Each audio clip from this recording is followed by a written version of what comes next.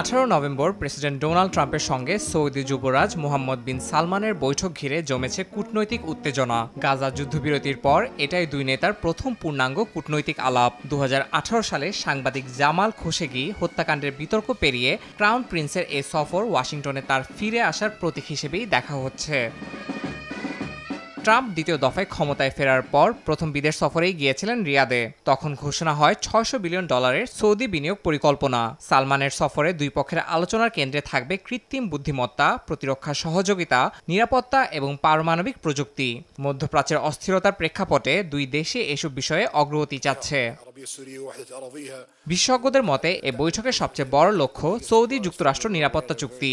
MBS চাচ্ছেন কাতারকে দেয়া মার্কিন নিরাপত্তা নিশ্চয়তার মতো সমমানের চুক্তি, বিশেষত 3 বছর ধরে আলোচনায় থাকা প্রতিরক্ষা চুক্তিকে চূড়ান্ত করতে। ট্রাম্প পাল্টা চাচ্ছেন গাজা পুনর্গঠন ও সিরিয়ার মানবিক সহায়তায় সৌদির বড় আর্থিক অংশগ্রহণ এবং গাজা শান্তি পরিকল্পনার ফেজ 2 এগিয়ে নিতে রিয়াদের রাজনৈতিক সমর্থন।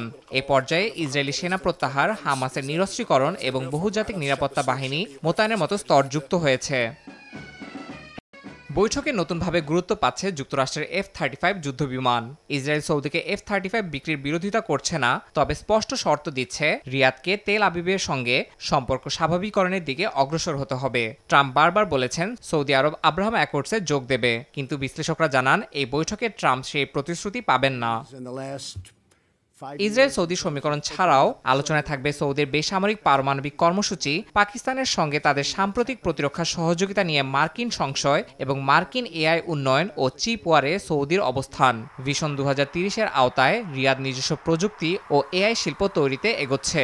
আর ট্রাম্প চাচ্ছেন সৌদির বড় বিনিয়োগকে যুক্তরাষ্ট্র কেন্দ্রিক রাখতে। তবে তেল উৎপাদন ও মানবাধিকার ইস্যুতে মতভেদ থাকলেও দুই পক্ষই বৈঠকটিকে খুবই বন্ধুত্বপূর্ণ ও ফলপ্রসূ করতে আগ্রহী। ইয়াসিন মোহাম্মদ জিসান, সময় সংবাদ।